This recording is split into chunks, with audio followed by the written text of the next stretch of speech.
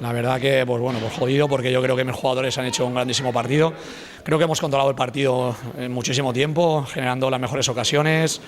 poniéndonos por delante, pero bueno, hasta el final hay partido y bueno, una jugada, pues bueno, que sabíamos que en ABP ellos son fuertes, pues bueno, en un momento de desconcierto, pues la verdad que ha sido una pena porque es el descuento y nos ha metido ese gol, que bueno, al final no vamos jodidos de perder 2 puntos al final. Sí, bueno, yo creo que al final, como he dicho, yo creo que hemos hecho un partido muy completo. Es verdad que es un campo difícil, donde la gente aprieta, donde el equipo está bien trabajado, al final ellos tienen un juego muy directo y sabíamos que en los últimos minutos teníamos que estar muy concentrados, porque al final, pues bueno, en una de esas acciones, de segundas acciones, podía pasar lo que ha pasado y bueno, sabes, contento con mis jugadores, estamos por el camino que toca y estamos convencidos que saldremos de esta. Sí, bueno, al final sabemos quién somos, sabemos cuál es nuestro objetivo, lo digo siempre, es decir, al final hay que consolidar el proyecto, hay que terminar el año pues de la mejor manera, intentar hacer bueno este punto y ya pensando, y la gente, pues bueno, la gente está allí que nos apoya y ya te digo, a pensar en el siguiente rival.